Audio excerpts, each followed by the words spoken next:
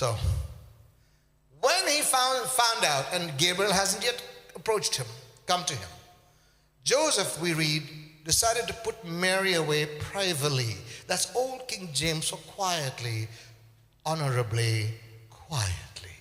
Not make a noise. He was not going to tear her down and ruin her reputation in order to exonerate himself.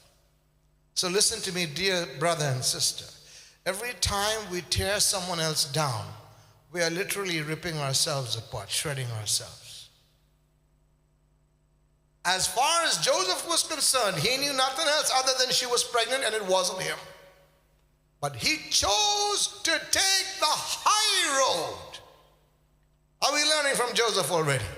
Joseph made a decision to take the high road and quietly separate. He was not going to expose Mary in order to lift or exonerate himself. What a noble man he was.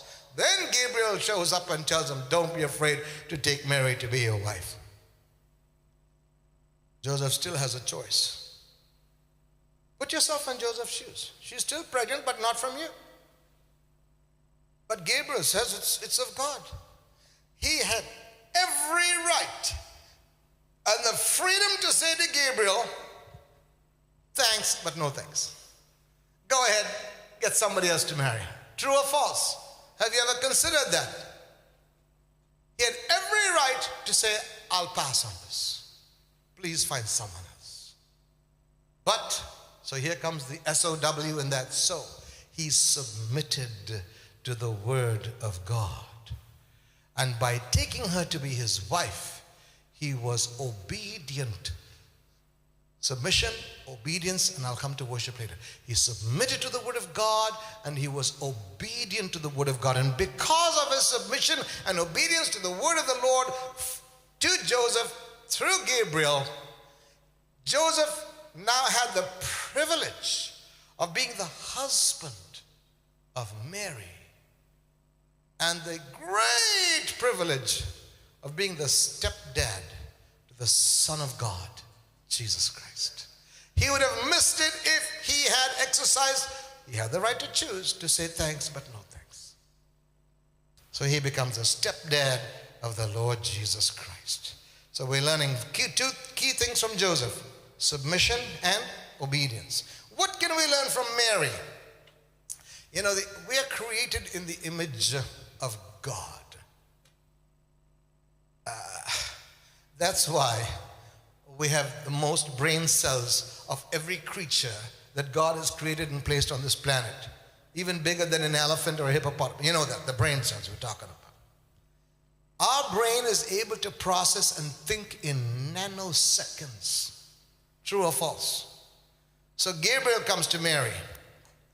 He tells her what we consider fantastic news. Fear not, the Holy Ghost will come upon you, you shall conceive, bring forth a son, his name shall be called Jesus. In those few seconds, Mary is able to process the facts that if she submits to this word of the Lord, her fiancé can dump her. True or false? What will Joseph think? It's over. I'll die an old maid. I can have the baby, I'll never have a husband. Second, what about my parents? They might kick me out of the house that I've brought a disgrace and shame to their name. What about the synagogue or the church? Oh, don't tell me that people don't gossip in the church. Not in Cranbourne. That's right, sorry. What about the church members? You know, sadly it has been said that Christians are the only ones who shoot their wounded. Galatians 6:1 says if someone has fallen, we should pick them up if we are spiritually mature. Instead, we put a bullet through their head. Oh, Pastor, only in America they use guns. Here we don't. Yeah, but we use words. Still love me? I think your pastor said I'm a teacher, right? You know the difference between a pastor and a teacher? One sentence difference. A pastor's job is to comfort the afflicted. A teacher's job is to afflict the comfortable. But praise God, only once a year you hear.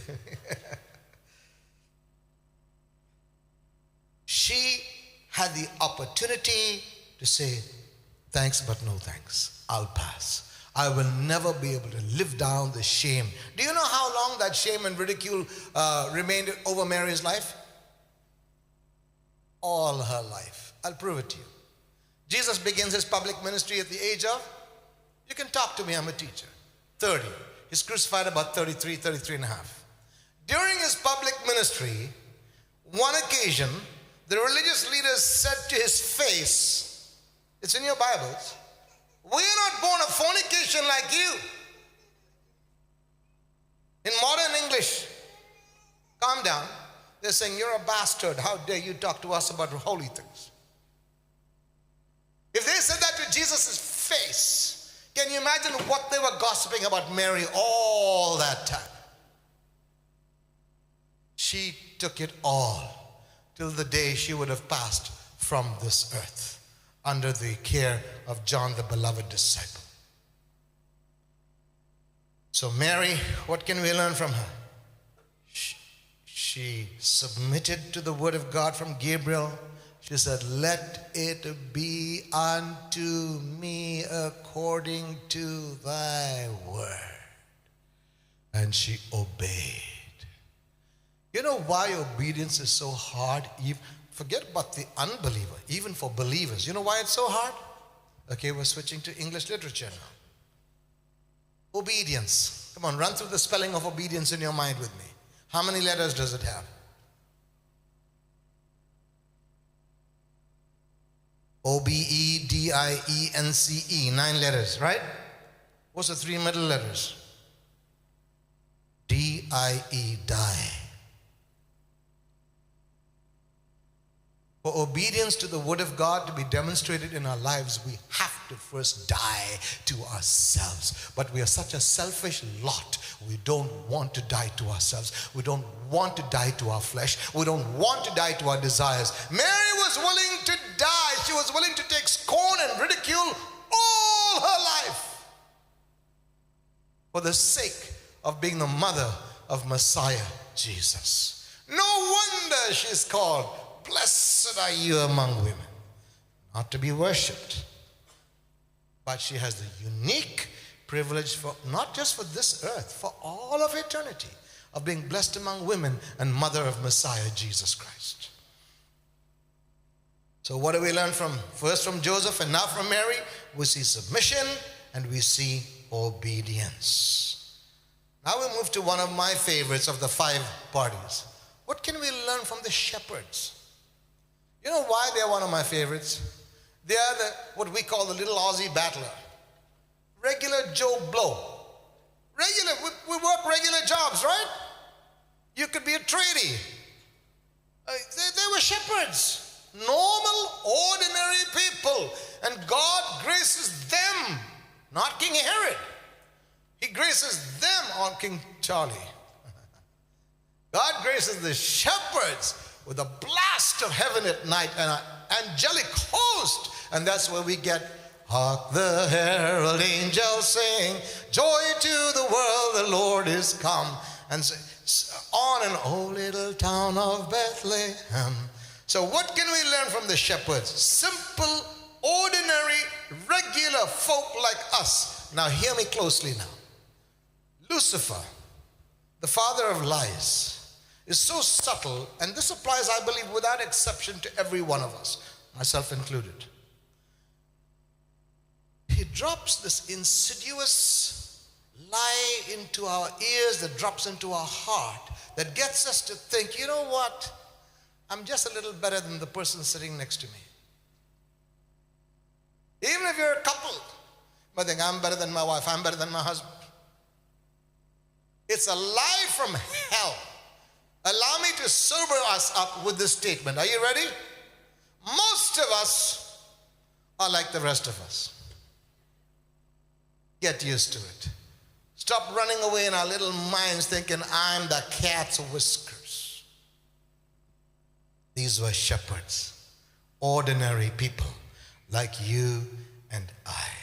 People come to me, Pastor, you'll hear this sometimes. Oh, you're a great man of God.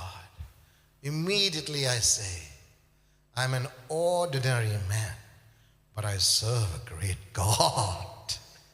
Don't ever, I like the way one of my American friends said to me years back when I was less mature, Andrew, be careful you don't break your shoulder patting yourself too hard on the back. Are we not caught in that many a time? Most of us are like the rest of us.